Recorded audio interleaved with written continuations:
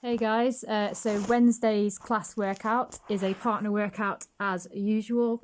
You have got a 20-minute AMRAP of as many hang, squat, clean thrusters as you can in your pair. So this is similar to a workout we've done before whereby you have zero opportunity to rest, which is why it's going to be quite a tough workout. So what you've got is obviously two stations. Partner A will be completing the hang, squat, clean thrusters, so doing as many as they can. Okay, whilst their partner, so partner B, is completing 10 jumping lunges, 10 tuck-ups, and then 10 dumbbell or kettlebell plank pull-throughs. So all very simple movements, all movements that we've done before. Okay, so however long it takes your partner to do the jumping lunges, tuck-ups, and pull-throughs, that's how long you're working for on the hang, squat, clean thrusters.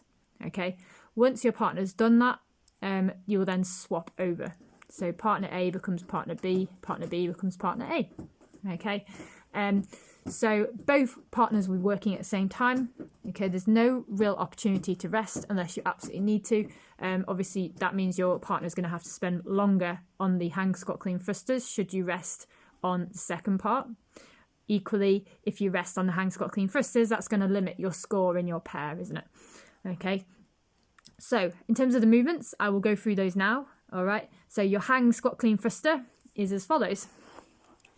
So if you break the movement down in terms of the names, so you've got your hang position, you've got your squat clean, and you've got your thruster. Okay, so three parts to the movement. So your hang position is here, your squat clean is this, okay, and your thruster is this. So putting all those movements together, it looks like so. Hang, squat clean, thruster. Nice and simple. Okay, so demonstration wise, we've got a hang, squat clean, thruster.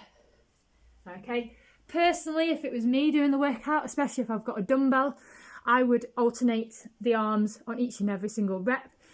But if you've got a kettlebell, it's not quite so easy to change hands, so potentially you might want to do like 5 at a time. Something like that would work well. I'm sure after the first few rounds, you will get sort of the hang of things in terms of how long it's taking you, your partner, to do the second part, in which case you'll work out how many reps. So say you might achieve like 16 reps, you'll know that you could do 8 reps and then switch arms.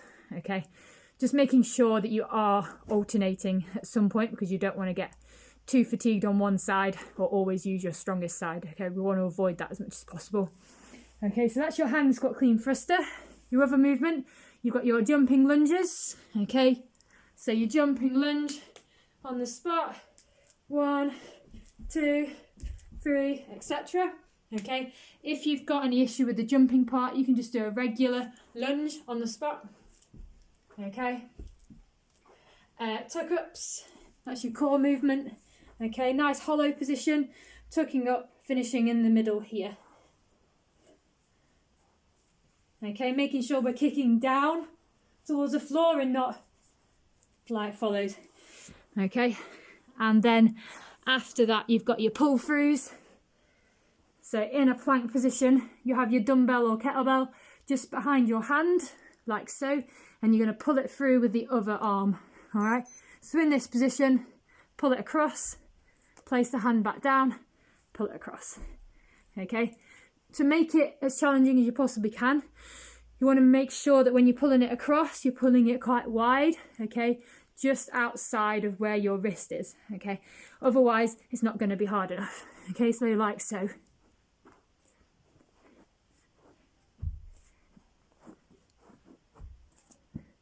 Okay, there we go. Key thing with those as well, make sure you're keeping your hips nice and low. All right, make sure that the hips aren't coming super high when you're doing the movement, because that's making it too easy, and we want to make it as challenging as possible. It's only 10 reps. I would say that's probably going to be the movement that takes the longest out of the 3. Okay, so 10, 10, 10, then you swap over and your partner's on the hang, squat, clean thrusters. Cool beans. Okay, so in terms of a warm-up, we'll start with your pulse raiser. So using your weight, you're just going to do some speed steps like so. Okay, I'd like you to perform 50 speed steps, followed by 10 floor touches, followed by 30 shoulder taps. And I'd like to do that twice through. So going back to the start, 50, okay, 10, and then 30 shoulder taps on the floor. That's your pulse raiser. That should get you nice and warm. And then in terms of your stretching, obviously we've got our lunges, we've got our squat position. So you're going to go through the following 5 times, okay? So you'll start from the top. You'll walk out into an inchworm, okay? In this inchworm position, you're going to go into a Cobra Stretch. Out of the Cobra Stretch, you come back into the press up, bring your foot up to your hand, push your hips through, get nice and deep into that stretch. Switch sides, do the same on the other side, get a good stretch there. And then when you've come out of that, back to the start, downward dog, walk yourself back in and stand up straight. Okay, I'd like you to go through that 5 times through that sequence. That should get your hips nice and open, ready for your squats and your lunges. And then after that, just do a nice simple overhead stretch. So using a table or a chair nearby, sit your hips back, push your head through. Okay, and get a good stretch through there. You're looking at about 30 seconds, no need for any more than that on that overhead stretch. Okay, after that, it's all about the movement specifics. So just going through some nice air squats just to warm up your squat position. Okay, I would go for a set of 10 air squats. Okay, grab your dumbbell, go for a set of 5 strict press on each arm. Okay, and then add in the full squat clean movement into your thruster. Okay, with your working weight. After that, just simply go through some lunges, a few tuck-ups and some pull-throughs just to practice the movements, but generally you should be quite warm and ready to go after that. Okay, nice and simple. So I hope you all have a good workout. Hopefully see some of you at 6 o'clock on Wednesday night.